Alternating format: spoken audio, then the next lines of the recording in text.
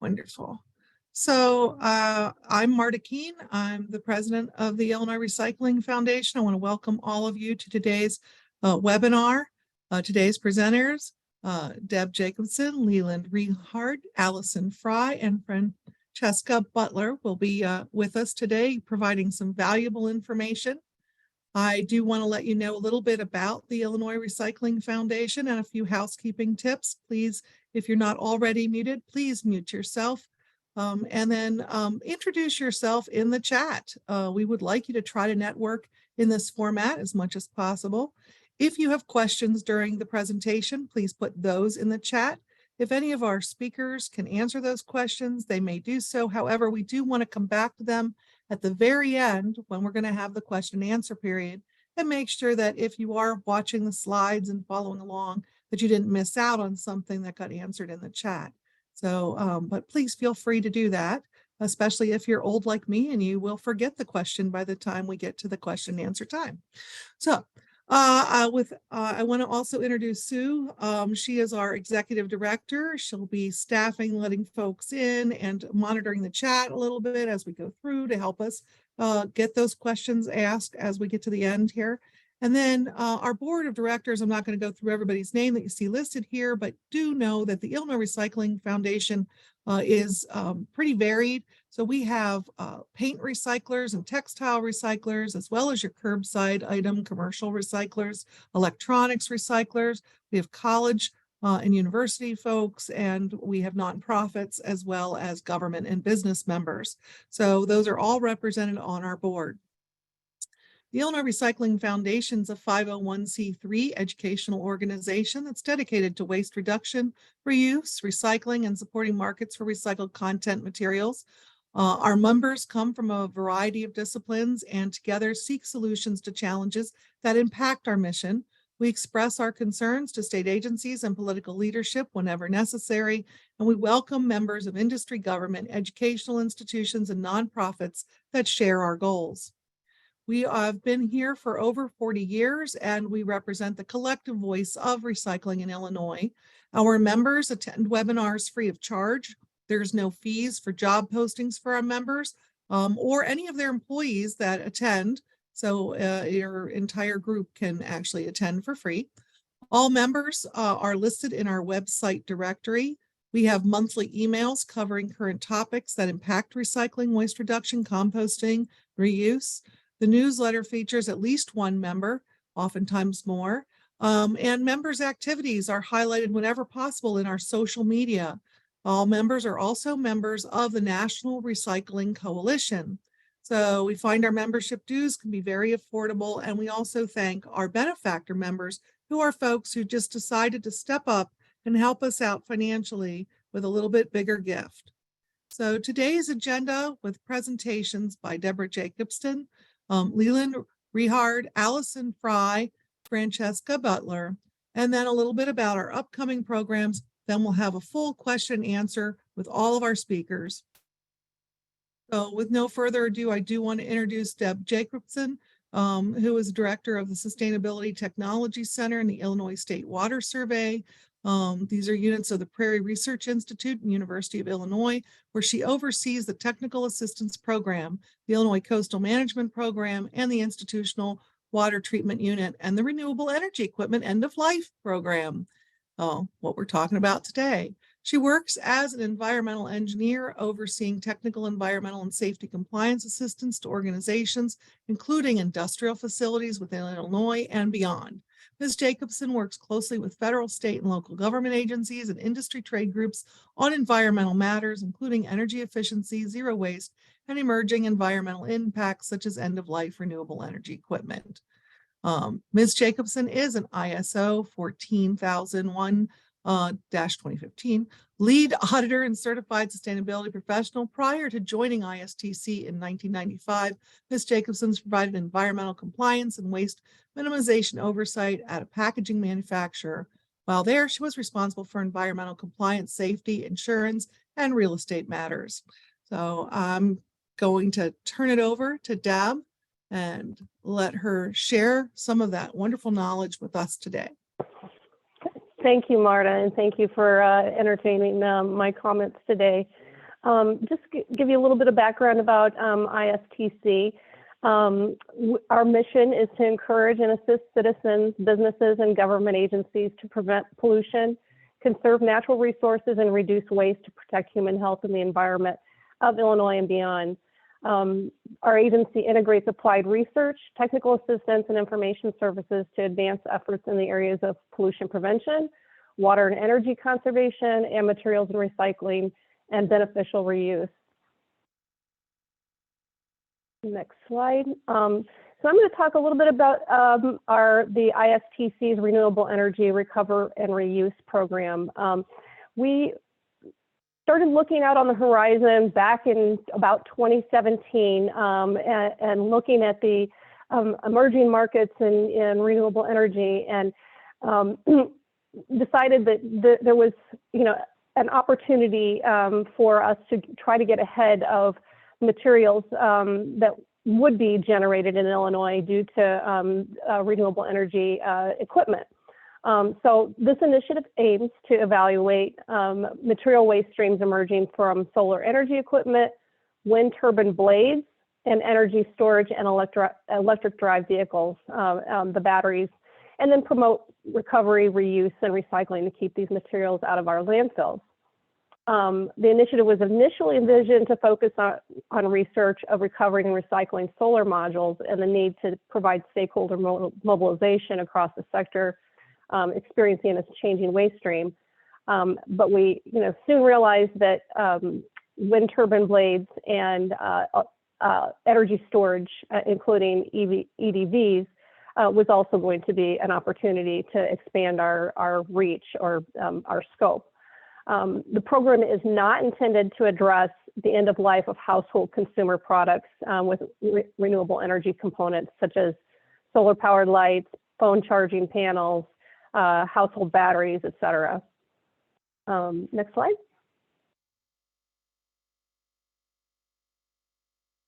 So just a little bit about the renewable energy equipment decommissioning framework. At this time, it is actually pretty limited in Illinois.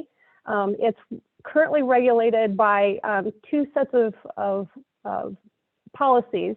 Under the Illinois Department of Agriculture, Bureau of Land and Water Resources, that agency works with the utilities on solar wind projects that impact agricultural land. And the Illinois Agriculture Impact Mitigation Agreement ensures that land affected by solar and wind projects is restored to its pre-construction use at the end of its life. It only includes ground-mounted solar projects larger than 500 kW on land zoned for agriculture use. And it does not include reuse or recycling requirements. So it's pretty narrowly focused at this point. Next slide. So as you can see from these, this graph, which is probably kind of hard to decipher because it's kind of small and detailed, we took a look at the emerging market, and according to EPA statistics, we just estimated the amount of, or we're trying to estimate the amount of materials that are expected to become quote unquote waste in the next 30 years. And so what are the emerging issues? Well, according to US EPA, the US is expected to have as much as 1 million tons of solar panel waste by the year 2030, which is just 7 years from now. And here you can see the significance of the waste stream in Illinois. And just so you know, these projections are based on estimates from the Future Energy Jobs Act and now Climate and Equitable Jobs Act, or FEJA and CEJA. Excuse me. So some of the issues are that solar panels are constructed with silicone cells, a metal frame, a glass casing, and various wiring to allow current to flow from the cells.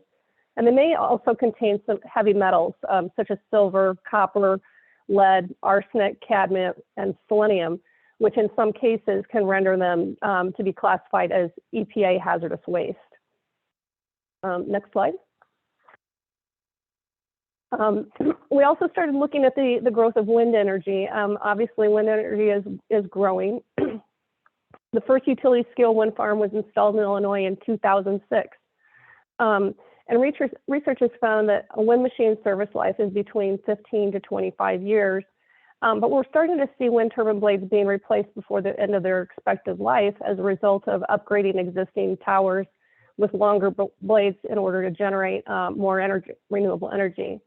And you know, the composition of these blades are typically composed of glass fibers, carbon fibers, thermoset or thermoplastic polymers, and metals, which make them difficult to transport, recycle, and landfill.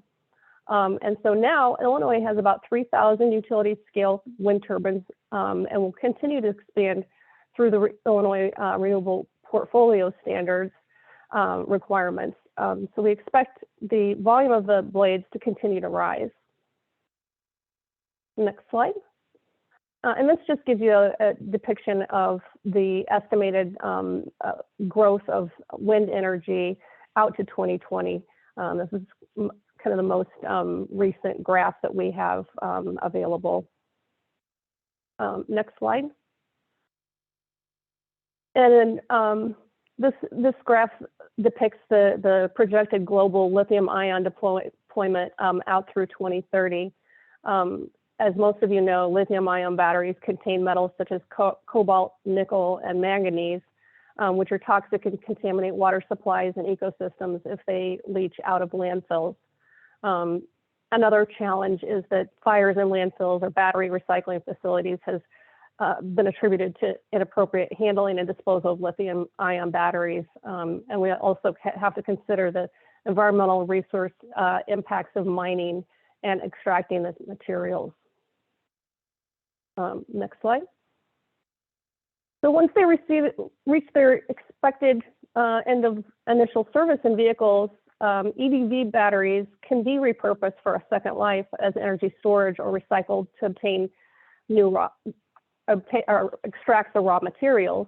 And at the end of the useful life of EDV batteries can still contain about 70 to 80% of their initial capacity, which makes them a good candidate for reuse.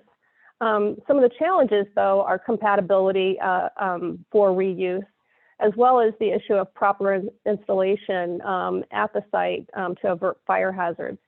And I'll just anecdotally mention that in a recent conversation I had, there's a trend for folks to acquire end-of-life batteries and install them at their on their personal property as energy storage. And again, you know, it creates a issue of proper installation from certified or capable electrician, and to assure that that system is not a fire hazard. Next slide. So the end goal of this effort is to support development of a strategy that creates a renewable energy circular economy in Illinois and beyond. So how we're pursuing this is we wanted early engagement of key stakeholders. We wanted to conduct an analysis of the impacts of state renewable portfolio standards, electric drive vehicle requirements, and the waste management regulations. Excuse me, I'm sorry, I'm suffering from a bit of allergies right now. So we're also working to determine the economic impacts of the end of life of each of these pieces, these renewable energy equipment. And then our, excuse me, we're also intending to support a state or regional network energy reuse and recycling network. Next slide. So our program approach. What we do is we're seeking to identify the technical and logistical and financial mechanisms that would govern the ability of renewable energy equipment that has been damaged or reached its end of life to be recycled or recovered. We aim to encourage and support viable options for reuse and recycling through waste stream projections and innovation evaluation. Next slide. So how we're going about that is we've established stakeholder groups to engage experts in the field to understand emerging trends and to help develop strategies to address effective recycling and repurposing of the solar modules, reuse or recycling of the wind turbine blades, and of course, reuse and or recovery of the batteries at the end of their life.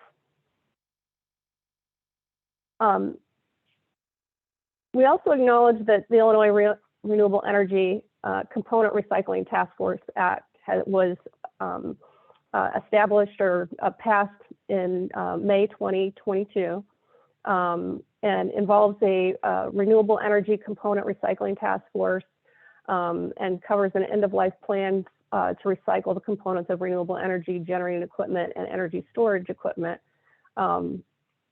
as their strategy for Illinois.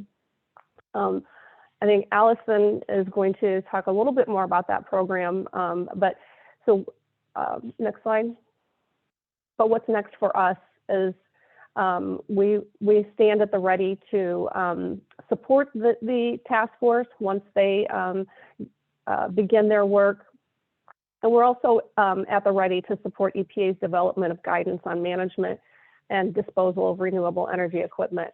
At this time, US EPA is working both at the headquarters and through their regional offices to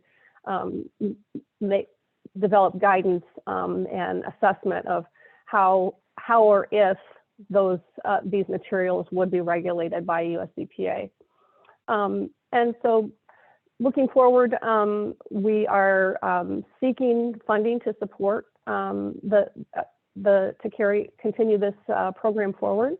If you have any ideas or suggestions on opportunities, I'd be happy to entertain a conversation or follow up on opportunities. So I appreciate that. If any ideas you may want to bring forward to ISTC. Next slide. And so I think that kind of covers my comments today. I want to thank you for your time and attention, and I will pass it back over to Marta. Well, thanks, Deb. No, that's fantastic. And I know that I've served on some of your groups, and I find it fascinating how this technology has been developing, and looking forward to more solutions for it on the end of life. So. Absolutely, it is a fast-moving target. I feel like every week the landscape changes just a little bit more. Exactly. It's very challenging to keep up. Cutting edge for sure. So I'd like to introduce Leland Rehard. He's a senior associate for policy and programs and works with state, local, and tribal governments throughout the U.S. to develop and implement voluntary product stewardship and legislative EPR programs for electronics, pharmaceuticals, medical sharps, gas cylinders, and mattresses. Prior to joining Product Stewardship Institute, Leland served as Assistant City Administrator for the City of Ashland, Missouri. As administrator for a solid waste district that encompassed the City of Columbia, Missouri, and as a management fellow for the City of Columbia, Missouri City Manager's Office. Leland holds a master's in public administration with an emphasis on regional development and a bachelor's in classics, both from the University of Missouri and Columbia, Missouri. Leland, would you like to take it away? Thanks, Marta. It looks like I've had a haircut since that headshot too, so that's changed. Well, welcome. Thank you for that kind introduction. Do you want to go ahead and advance the slides, please, Marta? Well, I'm here to talk about extended producer responsibility and the role that it can have in solar, wind, and battery storage systems, as well as many other products. And today, with our recycling system, we're grappling kind of with a crisis that's been 3 decades in the making. And EPR is something that we see as the solution that ensures that products are made with end-of-life management in mind from the beginning. This type of policy saves money, it creates investments in recycling, and it protects our environment. We didn't have EPR programs when we made mercury thermostats or computers or cell phones or battery-powered tools or paint, but we do have this tool now, and we have the ability to implement it now for renewable energy systems before we end up with a lot of messes we've tried cleaning up in the last decade in regards to other products. And basically what it boils down to is that EPR shifts the responsibility for reuse and recycling and disposal of products from taxpayers and consumers to manufacturers. And we're going to kind of go through that. If you could go ahead, Marta, thanks. EPR has been growing rapidly over the last few decades here. In the US, you can see from 2000 to 2022, a large growth in EPR laws. Next slide, please. EPR laws today in the US cover over 1 billion acres of land, and 265 million people live in a state that has at least one EPR program that helps protect them from the impacts of consumer goods at the end of their life. Next slide, please. And PSI has been a part of that for the last 20 years, since about 2000. We have been working with industry and with our members, which of course are state and local government folks, to tackle various product categories from paint, pharmaceuticals, electronics, tires, including solar, wind, and now battery storage systems as well. Next slide, please. When EPR came to the US, there was only, I should get this number right because I can't count colored states, 8 EPR laws in 7 states related to just one product, battery. Next slide, please. And today there are now 131 EPR laws covering 16 product categories in 33 states in the District in Columbia. So really phenomenal growth. Next slide, please. Last year, we had 65 unique EPR bills that were introduced in 20 states. 7 laws were enacted: California packaging, Colorado packaging, Connecticut gas cylinders, pharmaceuticals in the great state of Illinois, carpet in New York, and mattresses in Oregon. Next slide, please. And this year's shaping up to look like a great year as well for EPR, with bills introduced in 16 states for 17 product categories, including solar panels, turbines, and batteries. And we are seeing an unprecedented level of support from state lawmakers for EPR. Federal agencies are also exploring EPR for batteries. So it's, it's really finally kind of coming to its own in the United States, and we're really excited to be a part of that. Next slide, please. I'm going to talk a little bit about why it's become so popular and why it's being recognized as an important mechanism for producing the circular economy, a term I'm sure many of you have heard before. It is certainly used globally. EPR started in Europe and Canada, and it's been there for decades. And those programs do include solar panels and battery storage systems. Slide, please. And just in case anyone needs a refresher on what a circular economy is, it is basically an economic system that reduces material use, redesigns materials and products and services to be less resource intensive, and captures waste as a resource. And EPR is a linchpin for doing that. And this is important. Next slide, please. Because our consumption of these materials is considered to be 20% of global greenhouse gas emissions. Next slide, please. And moving to the circular economy would reduce that emissions by potentially 45% by 2050. So it is key also in our fight to combat global climate change. Next slide, please. And how we do that is EPR. From the many experts, including folks at the Ellen MacArthur Foundation, EPR is the only proven and likely way to provide funding that is dedicated and ongoing and sufficient to develop a circular economy. And that being the key component, that recycling and managing waste does not take one-time funding or effort. It takes sustainable funding to ensure that it works. Next slide, please, Marta. So I'm going to try to define EPR for folks because it's an acronym that gets thrown out a lot. And we'll try to look at some of the other terms that are associated with it. Next slide, please. So we consider EPR as the next step in the evolution of materials management. You go all the way back to the 1800s, trash management was kind of taken over by health folks because it was a sanitation issue. In the 1970s, people started doing voluntary recycling programs. And as that moves forward in the US, a lot of cities and municipalities took on municipal funded programs for recycling.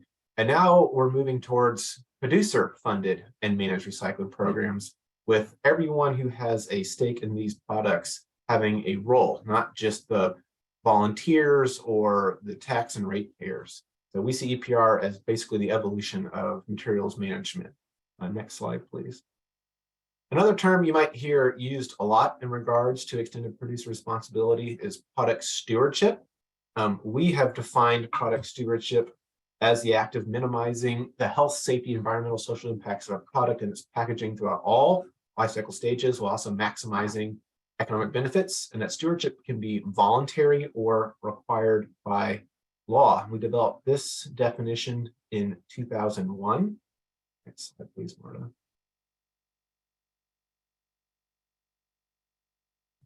And to better define what it means when it's required by law, EPR has been around a long time and folks use different ways to update it. We created our own principle that extended producer responsibility is a law that extends a producer's financial and managerial responsibility for its products beyond the manufacturing stage, both upstream to product design and downstream to post-consumer reuse and disposal, and designed it as kind of the center policy for producing the circular economy. It's basically a product stewardship program that is mandatory. Next slide, please, Marta. So that's a lot of terms. We've tried to organize them because folks do conflate product stewardship with extended producer responsibility. Other terms, so we like to think of product stewardship or producer responsibility as kind of the ethic or the philosophy of managing your waste, and that there's two ways to do it. One would be a voluntary program. A manufacturer or producer chooses to take responsibility in some manner for the product at the end of its life, or a mandatory program where a government decides to pass a law where all manufacturers of a specific product are required to take some form of responsibility for their products at the end of their life. And we call that extended producer responsibility. So it's a lot of terms, but we've tried multiple ways to try to help folks understand it, because it does get confusing in the conversation when we talk about these terms. Next slide, please, Marta. I should also mention that the definitions that PSI have developed have been endorsed by many organizations, including the Environmental Council of States. We've worked hard to come to that common language for folks to be able to use it, especially here in the United States. Next, please, Marta. So, got an idea of what EPR is. Let's talk about how it works. Next. So I've kind of said it multiple times, but an EPR program shifts the responsibility for funding and managing materials recovery systems from the public, us, government taxpayers, to manufacturers, which we also commonly refer to as producers. This shift can range from a partial shift under a reimbursement program model, where producers might reimburse your municipal programs for providing those services, to some kind of hybrid system with shared financial and managerial responsibility, to what we consider the full EPR, where a producer is funding and managing programs only with oversight from government, not with government providing the actual services. It could also be oversight from a multi-stakeholder advisory group as well. Next slide, please. So typically a producer or manufacturer doesn't try to create a program to take care of its products from scratch. It's using multiple producers, within, for example, electronics. There isn't just one major electronics manufacturer. But to accomplish this, they typically join a PRO, or a producer responsibility organization, which is an organization that manages the program with government oversight. The PRO will charge producers or manufacturers various fees based on their market share to fund the program, which includes setting up collection sites, transportation of materials, processing materials and market development, education, potentially new infrastructure such as MRFs, composting facilities, or processing plants, and new technologies as well. A PRO will also provide the reporting and compliance so that a government agency can ensure that the program is working as intended. Next slide, please, Marta. A new term that's kind of also, kind of wrapped itself into EPR programs, it certainly deserves a call out, is something that we've called eco-modulated fees. So we've kind of gone over that the PRO will charge a fee to the manufacturer to fund the program based on their market share. But let's say a state or an entity that's passing along these laws, wants to really emphasize, how that product's designed and reward manufacturers for designing it in a certain way. That can be accomplished with an eco-modulated fee. These fees are based on the environmental qualities of product materials to encourage producers to design products according to the waste management hierarchy. For example, a producer that reduced waste, sets up a reuse system or uses in-demand recyclable materials would pay a lower fee than, say, a manufacturer produces that uses more materials in their products, uses toxic materials, or uses materials that are very difficult to recycle. The idea being that you're kind of giving a market clue about how we want to see products designed so that they minimize their impact on the environment. Next slide, please. So that all ties back into our wonderful growth in renewable energy systems. And there certainly are EPR solutions right now being considered for managing these products at the end of their life. Next slide, please. Well, it should come as no surprise, as we just heard from our previous speaker, that there's a massive growth in renewable technologies. And that's certainly something that's extremely important for our environment and for our economy as well. But, for example, solar panel installations have grown 42% annually on average since 2010. That's even true in my home state here in Missouri. It is absolutely booming. But there's also no denying that the mining for the precious metals and rare earth metals needed to make these products is destructive, and that disposing of these products in this life will lead to contamination and waste of valuable materials as well. So what can we do now to tackle that? Next slide, please. Now, it's estimated globally that 86 million tons of solar panel waste will be generated by 2050.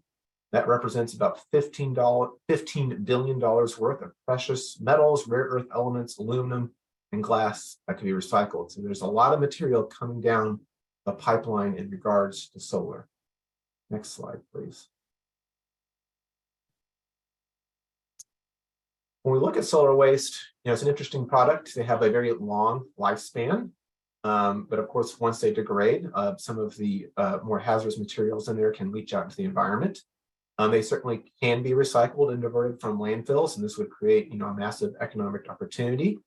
But there's also a lack of sustainable funding in the U.S. for solar panel recycling. It is far more expensive than landfill, and we estimate, with some of our research here in Missouri and other states, at $15 to $45 per panel for recycling, depending on your proximity to one of the very few solar panel recyclers, and maybe only $1 to $5 for disposal.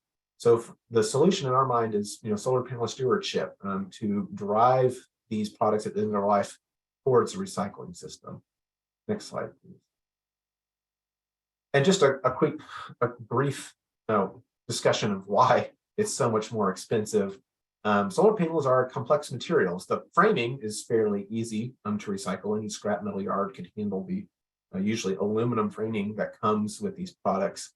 But the glass itself is a multi-material product, which means it's very difficult to separate out the elements for recycling. Separating the glass from the silicon is hard, and any kind of purification of the silicon and metals is going to be extremely difficult and very technical and hard to do. So that's one of the barriers to managing this waste and keeping it out of landfill, and why we see EPR as the best solution to ensure that there's the funding there, the research there, and then the incentive for better product design that will create solar panels that consider at the end of their life.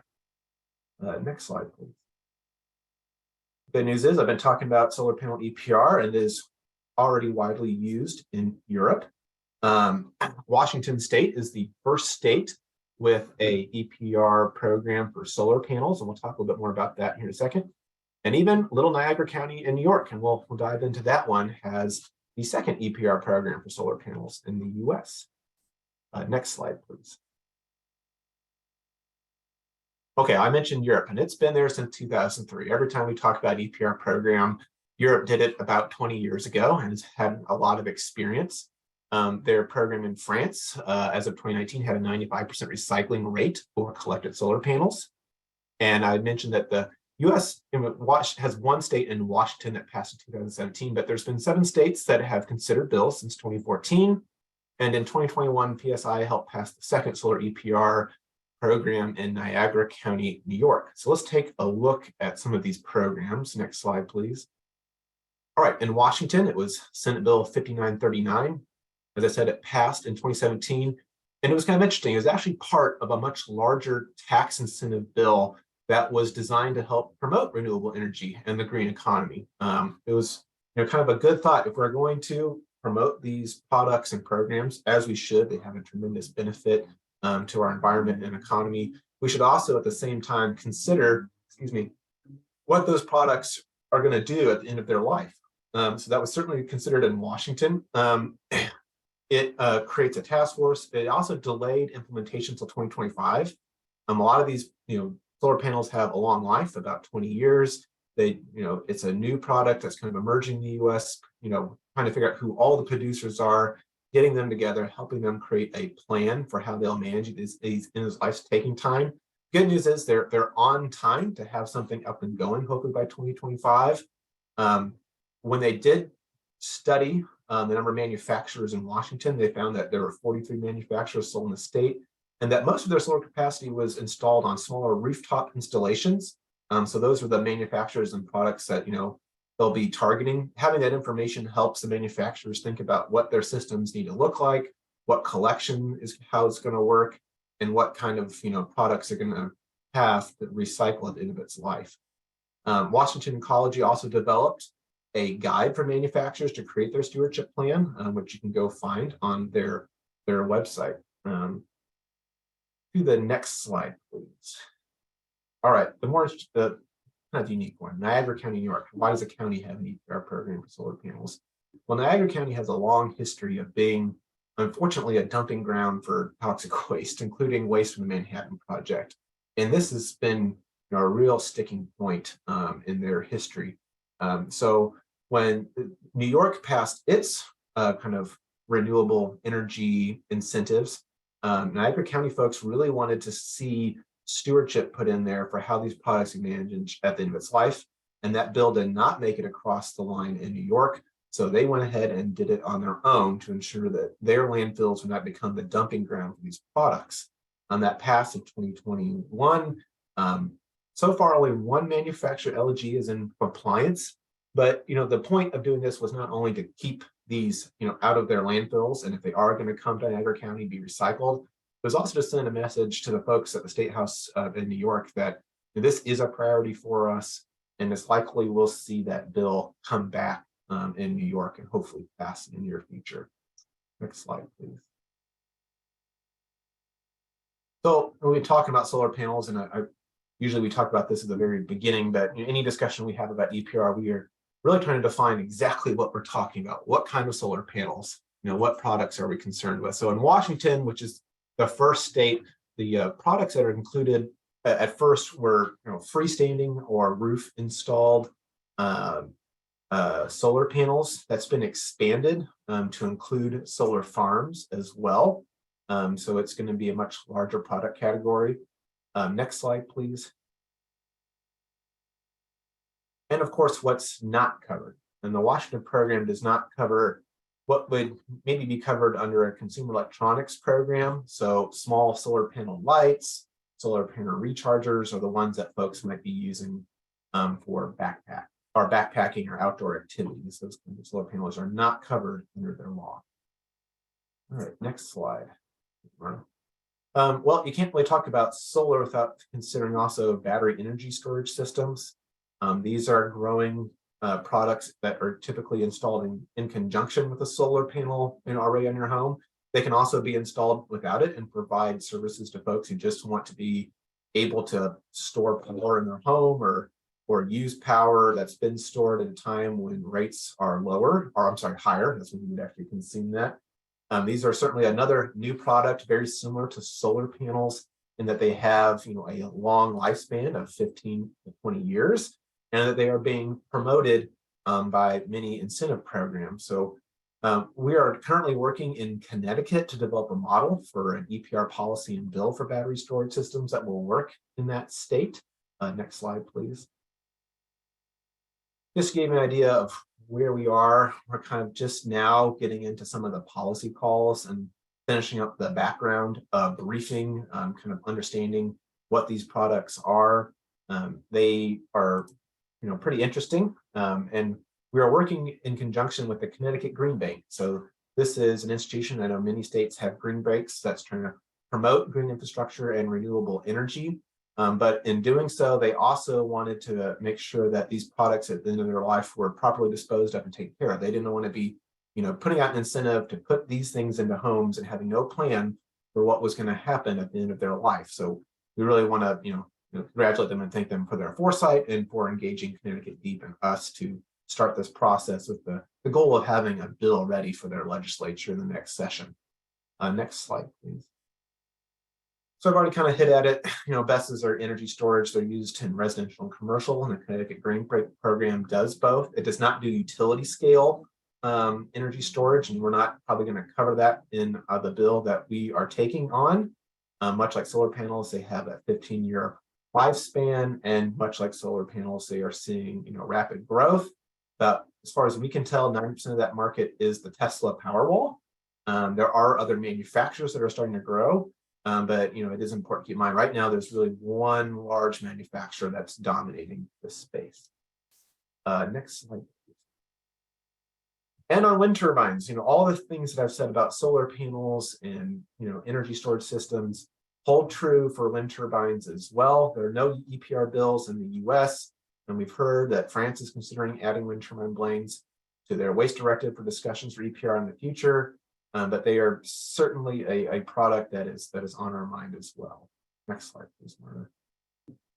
So I want to briefly cover what it takes to actually get one of these bills passed, and Marta could probably give a long talk about that as well, having been a part of that process in Illinois. So next slide.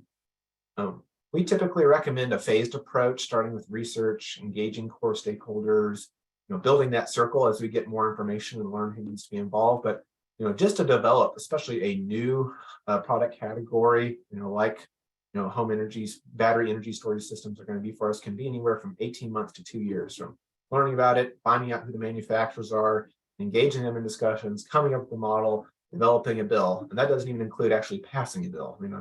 That's a whole other story in itself. Next slide, please.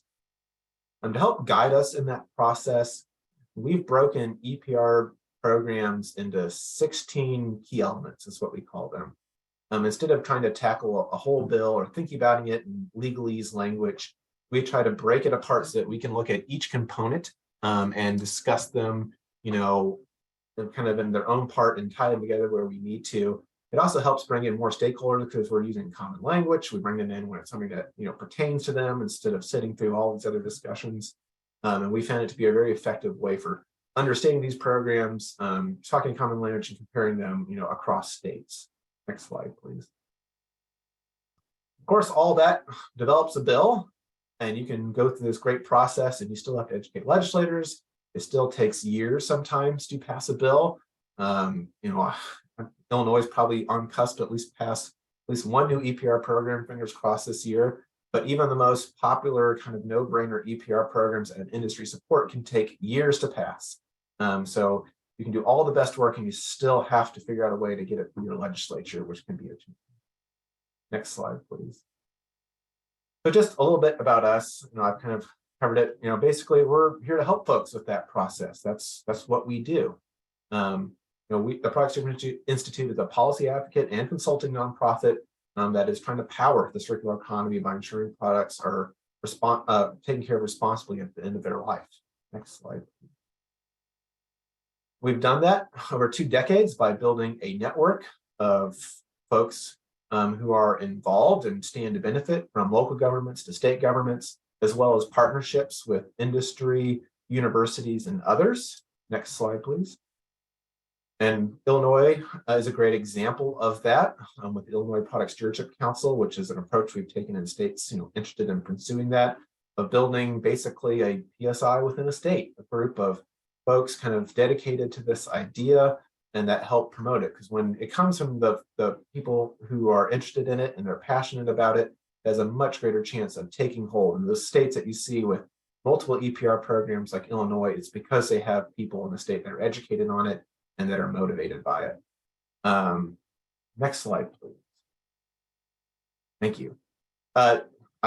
It's time, so I'm talking about this in every presentation I do, and I would certainly want to extend a welcome to anyone who's interested. We are hosting the U.S. Product Stewardship Forum in Portland, September 11th to 14th.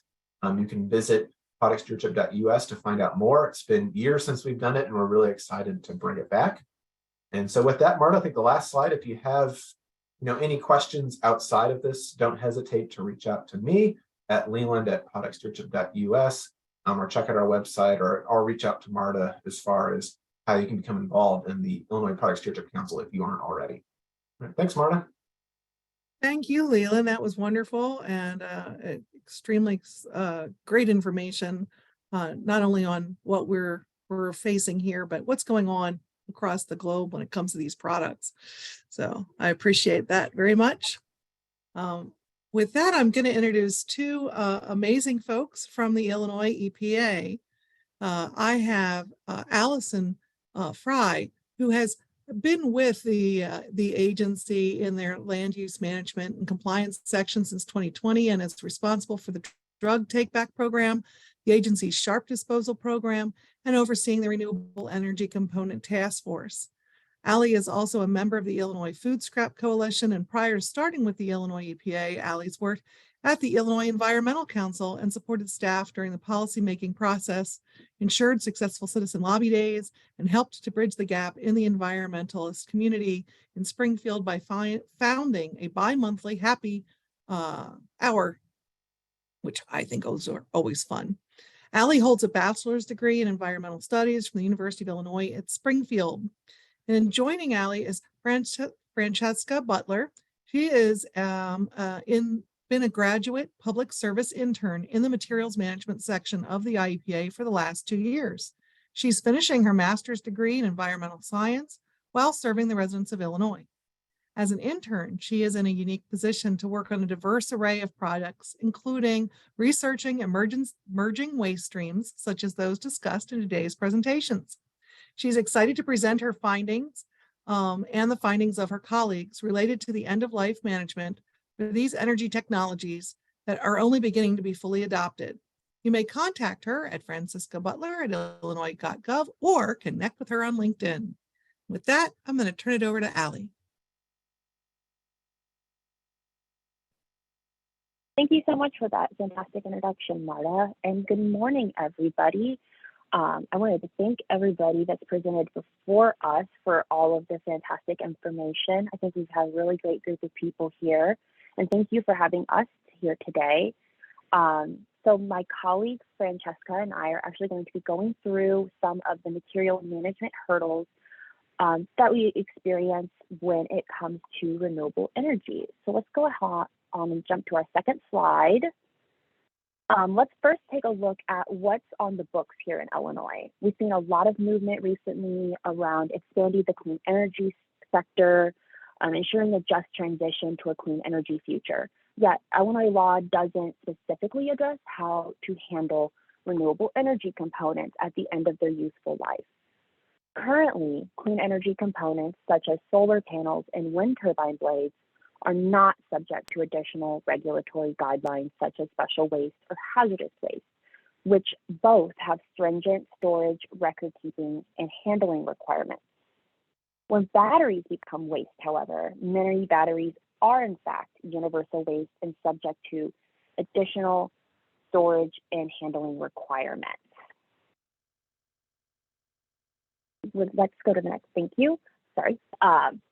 So one of the new and exciting things that has happened here recently, back in 2022, is the creation of the Renewable Energy Component Task Force through the passage of SB 3790. This task force will be comprised of a unique set of stakeholders that all have their own expertise to bring to the table. They will be tasked with identifying the preferred methods to safely recycle both the generating components and the storage devices associated with renewables. They will then compile all of their findings and recommendations in a report that will be submitted to the General Assembly, and that must be done by July 1st of 2025. And I'm actually going to hand it over to Fran now as we go to our next slide. Good morning, everyone. Thank you for having us. I'm really excited to be here and really impressed with the wealth of knowledge that Deb and Leland shared with us. So similarly to what Deb and Leland were sharing, so with solar panels in our technique for recycling them, it's difficult because there are numerous unique designs. And as was mentioned, solar panels can contain harmful materials that we want to make sure are not leaching into the natural environment. So under our existing state law and federal law, hazardous materials cannot be recycled, especially in the same way as general household or other commercial recyclables. As you know, our first kind of generation of solar panels are getting close to retirement, we will see a very large increase in solar panels coming into our waste stream by 2030. So hopefully we can see some work towards better stewardship of that. We have a limited national capacity for the recycling of these solar panels, although, some exist, but it's definitely not to the level that, we're going to need to meet the demand. There's no existing overarching standard for the end of life handling of solar panels. We have some examples, like the program in Washington that has an EPR program for solar panels that will take effect in 2025, as Leland mentioned earlier. And that legislation may act as kind of a model for legislation in other states. So we'll just have to see how that plays out. And then 2 other states, California and Hawaii, have added some regulations to specifically address solar panels. So a lot of times what we see is states kind of taking previous legislation that's working well and adopting it for their own needs. So we'll see how that plays out here in Illinois. Thank you. Moving on, we have wind turbine blades activities in other states. So turbine blades are generally not considered hazardous, but they are very cumbersome due to their size, shape, durability. Blades do not easily stack, compact, shred, and so it's very difficult to landfill them and to also store them and move them. An extremely limited national capacity for recycling. And then again, like I mentioned, there's difficulty in transporting retired blades. So we're going to see an increase in turbine blades that need to be recycled or landfilled by 2050, so similar to that of solar panels. Again, we have no existing national standard for end-of-life handling. We do have an example of Wyoming that addresses turbine blade handling. So we'll have to see how maybe that legislation models for other states. However, they do have some unique infrastructure in Wyoming that makes that process a little more unique to that region. Other states, including us in Illinois, have considered an EPR bill for the wind turbine, but that has not come to fruition yet. So we'll just have to see how that moves in the future. Finally, I want to talk a little bit about electric vehicle batteries. So with these EV batteries, there are a lot of unique designs to them.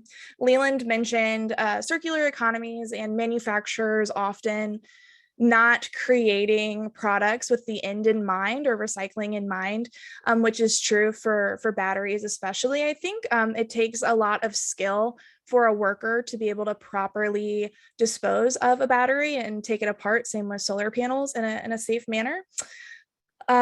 Similarly, state and federal law says that these hazardous materials cannot be recycled, even though we do know that the mining of some of these materials is very places a heavy burden on our natural environment.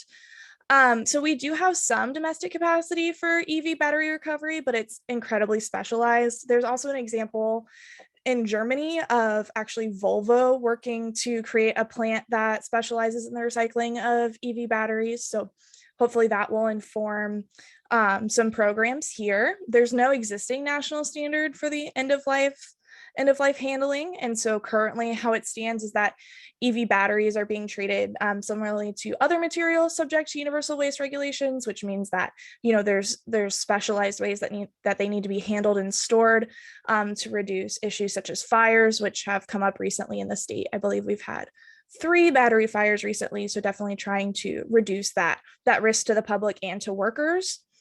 California is currently the only state with legislation specifically addressing EV batteries.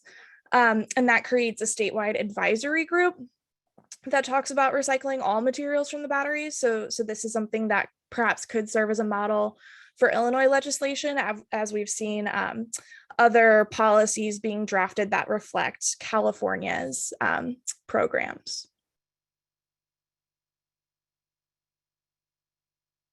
Thank you so much, Fran.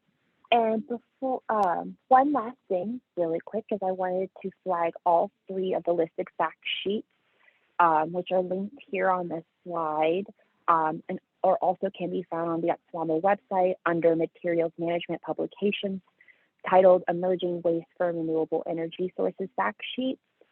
These are some really great resources to learn more regarding some of the topics that we have discussed here in today's presentation, if you're interested in taking a deeper dive. And as you go through those fact sheets, if you go to the next slide, we do have our contact information here if following this presentation, or as you dive into those. If you have any other questions, please feel free to reach out to us, and so we can answer your questions appropriately. And again, thank you so much for everyone's time, and thank you for having us today. Well, thank you very much. I appreciate that, Allie and Fran. It was good information on our existing laws, and we're going to get to the question and answer. There are some little items in the chat, and I would suggest those 3 links that you just mentioned, and any other links that anyone thinks are really pertinent. If you want to put those in the chat so everybody here has a chance to grab them, that would be fantastic as well. I want to let everybody know that coming up in May, we're going to be having a compost webinar. So it'll be like today, and I believe we're aiming for the 3rd Wednesday right now in May. And we're going to talk about the likelihood of a statewide ban on food scrap composting and what some other states are doing, kind of like we were talking today, and then what kind of infrastructure needs there are, as well as steps to be taken to phase anything like this in here in Illinois. We are seeking webinar sponsors. So if you know anybody, we would love to have them sponsor our webinar, and it will be open free of charge to the public. So appreciate your attendance today and hope we see you next month at that. But even beyond that, coming up in June in Bloomington, we have a very exciting 3-day conference, and we would love to actually be able to see all of you in person at that conference. And basically, we're going to have a lot of sessions. We're going to have a bus tour to our major sponsor is GDB.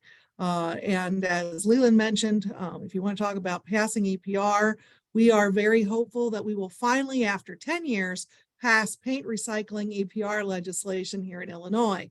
Made it through the Senate. It's coming up in the House next week. So GDB is celebrating 25 years of being the largest paint manufacturer in North America. And I would be remiss if I didn't tell you this will be like a great tour to go on. They are sponsoring the bus and the lunch, and it'll be just a lot of fun, as well as if you haven't heard about paint recycling, you will learn a lot about it from them. So we hope we see you there, and there's sponsorships and exhibitors that are available at that as well. So without any more commercials about the Illinois Recycling Foundation, I'm going to open up to questions and answers here with our panel of very distinguished speakers. And I hope that Sue, you're ready to ask a couple of the questions that came up in the chat.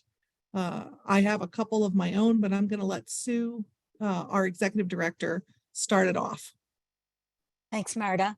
Our first one is, how did Washington State deal with pushback from the producers?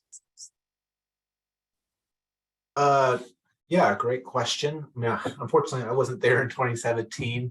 I understand that one of, the one would call it concession was a extended timeline. That timeline, I believe, was actually the program was supposed to be implemented sometime in 2021, 2022. During COVID, that got pushed back 2025. And working with Washington Ecology, providing kind of this framework for guidance on how to submit a plan, helping identify manufacturers. And this is also not a new approach in Washington. They have many EPR programs already, so it doesn't require as much of a sell. And I would also say that, when you talk to manufacturers in the green economy, whether it's solar or BESS or others, their products are, designed to get us out of some of the issues that we're dealing with, and they're a little bit more amenable to considering the end of life of their products.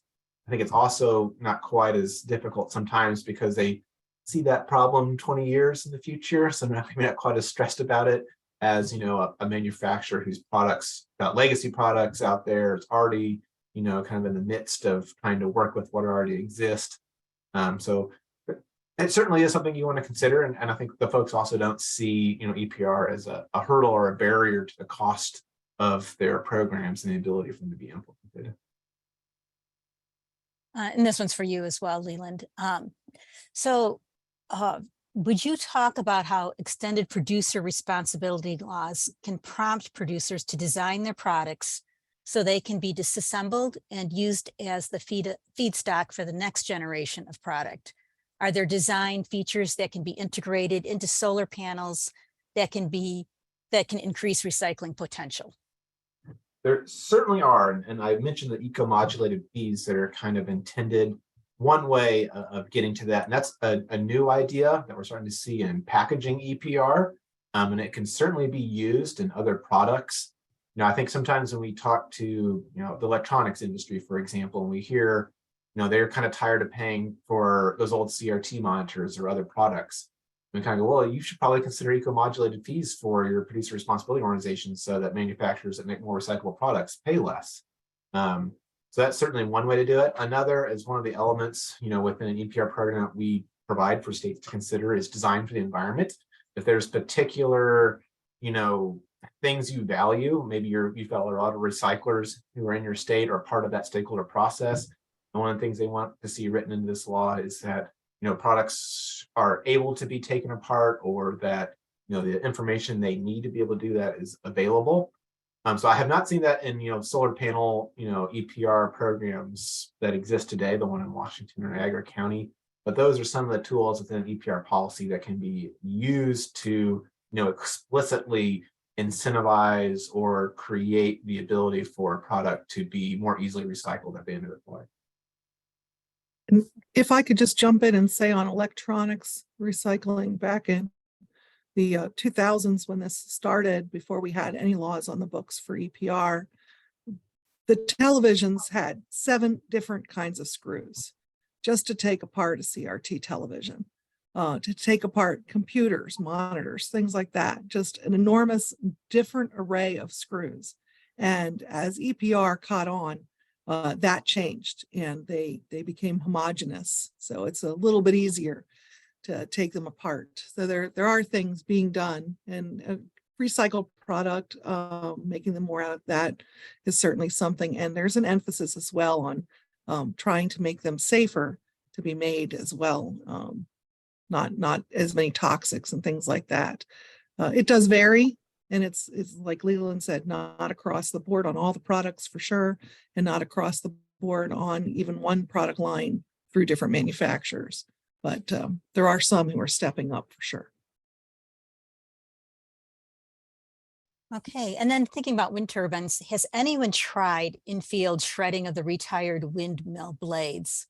And if not, would anyone recommend, what would someone recommend for a trial?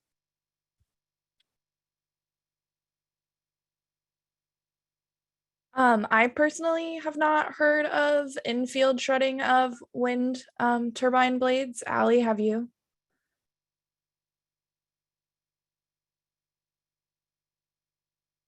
Allie, you have to unmute.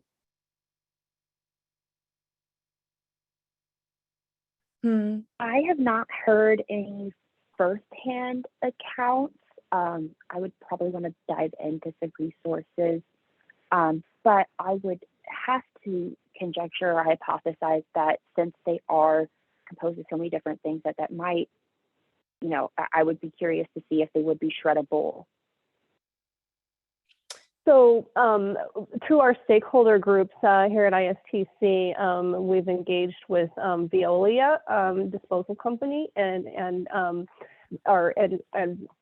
they are accepting wind turbine blades, but they're having them transported to their facility in just across the border from Illinois in Missouri, where they shred them on site. I'm not aware of any in-field shredding of the blades at myself either. And I believe that there is a program somewhere where they are turning the blades into concrete. I believe, I just don't recall correctly. That's Veolia, yes. Okay. Veolia is blending the shredded material. They separate the metals and then they're blending it into concrete. I read about a program where they were taking the blades and turning them into covers for bus stops. So I don't know that that's here in the United States. There's been a number of efforts to, get creative with repurposing them and, cutting them down. And as you say, build like bus shelters and that sort of thing. But, there's only so many bus shelters that are needed throughout the Illinois. So it becomes a challenge of, okay, what other great ideas can we as a, creative community come up with to find alternative uses for them, other than, potentially refurbishing them and reuse.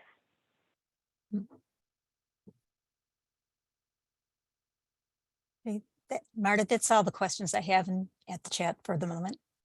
Well, while we're on the topic of shredding, I toured an electronics recycler in Indiana who was shredding all the electronics except the CRT television, CRT glass. The rest of the television was actually getting shredded.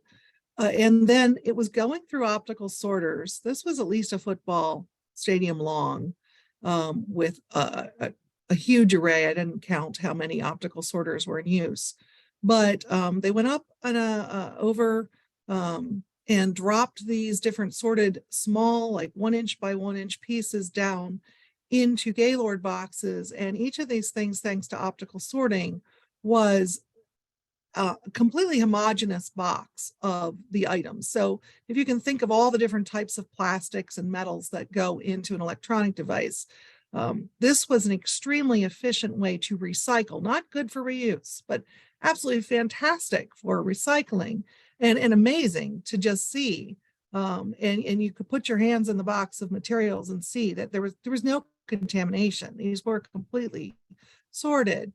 I'm wondering, I don't know if this would be true, but if you could do that with a solar panel, because our electronics recyclers are actually the only ones, and Deb, you can correct me, but I thought from the stakeholder group, the only ones that were stepping up saying they were even trying to recycle the solar panels.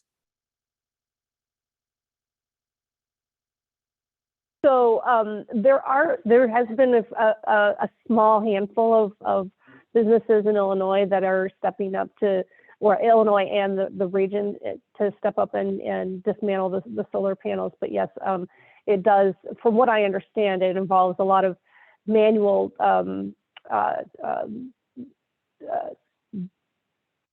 separation, and then, as you say, the shredding of like the silicone, the glass and whatnot. But there's a facility in Wisconsin, and we are aware of a national organization. They're based in Texas that is willing to collect and recycle the solar panels. And then I'm aware of a company in Chicago that is an electronics recycler that advertises that they're taking solar panels, but I have not been able to reach them to get more information about their operation. All right. Well, yeah, if you find out who they are, or could share it with us, we'd love to have them on sometime too. But yeah. And I will just say that the challenge even is that, we've done a fair bit of outreach to the installers and actually conducted a survey of solar panel residential installers. And largely they're not aware of these resources to recycle solar panels, even though it is a small handful. They're just not informed. So we're taking steps to share that information with them and also refer them to the Solar Energy Industry Association and the Solar Panel Recycling Task Force that they've developed. And I know that while we all look at this as, this is still good several years away for us to get to it, at the same time, there are solar panels that are failing when they're putting them up. And we've heard from installers that the manufacturers won't take those back. And it's left for them to get rid of. They just replace them, which of course satisfies the buyer, but doesn't do anything for the waste that's created. And then I guess this is a question oh, go ahead, Deb. Oh, I'm sorry to interrupt. I was just going to, agree with you, Marta, is that what we've learned is that, excuse me, is that so far, a vast majority of the panels that do become waste are panels that have been damaged at the installation site. And so they, as you say, they don't necessarily get sent back. From what we understand from many of the installers is that they're not just putting them in a landfill because they're too large and the cost to handle them and send them to a landfill is high. And so the ones that do have waste or damaged panels are basically just storing them at their facility until they have, an option to get rid of them in a more responsible way. Yeah, so some serious on-site storage, or it could be.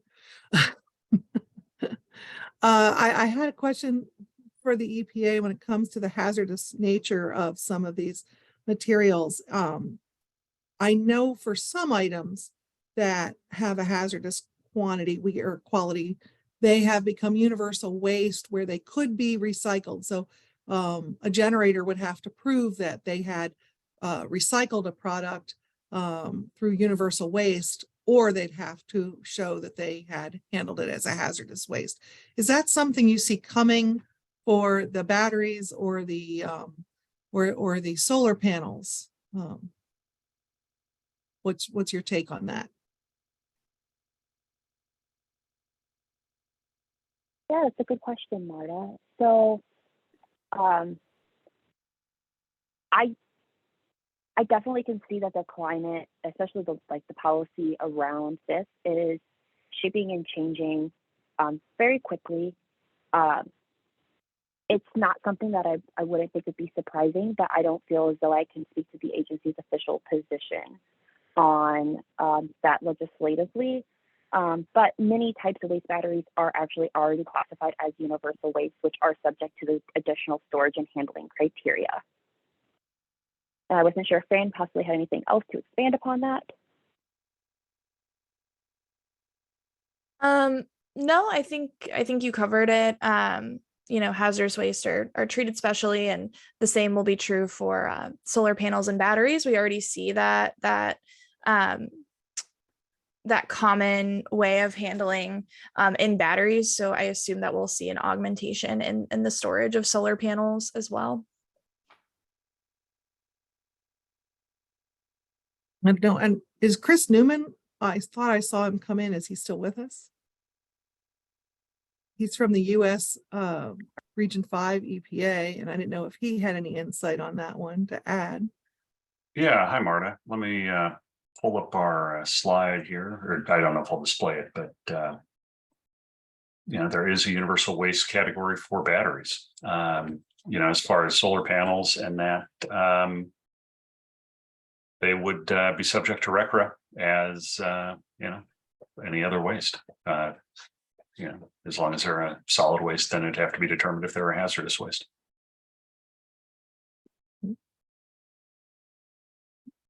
Were there any other questions? And I open it up here to what I call the Brady Bunch view. If anybody wants to raise their hand, just because we're still large enough that I don't want us to just all talk at once.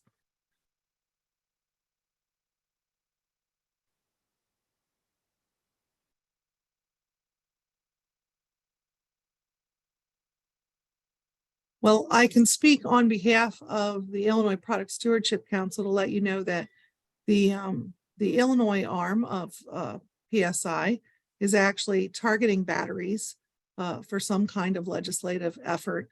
We're hoping to introduce something in 2024, and we expect to have some meetings this fall. I also know that the Illinois County Solid Waste Management Association is looking forward to doing something on the battery front. We, as EPA mentioned, have been subject to 3 battery fires. Batteries are a huge concern when they're coming into garbage trucks, when they're coming into recycling facilities. They're a concern in electronics recycling facilities that you're thinking, well, my goodness, they would expect them. So, so certainly we want to tackle the battery issue. And we are hoping for anybody that would like to be involved in that to let us know. Of course, like Deb, we're looking for funders for that effort as well. So yeah, that's the Illinois Product Stewardship Council, and not the Illinois Recycling Foundation, which is today's sponsor, and is always looking for folks that want to join, become members of us, and attend our conference, exhibit, anything that you would like to see us talk about. Submit those ideas to us at illinoisrecycles.org. Before I say goodbye, was one last chance. Anybody with any questions? I don't see any hands raised. I want to thank all of today's speakers. You guys were phenomenal. It was a tremendous amount of information, and we really appreciate your time, your talent, your expertise, and sharing that with us today. And with that, happy Earth Month, happy Earth Week, Earth Day, Saturday. Very exciting time. Have a great rest of your day.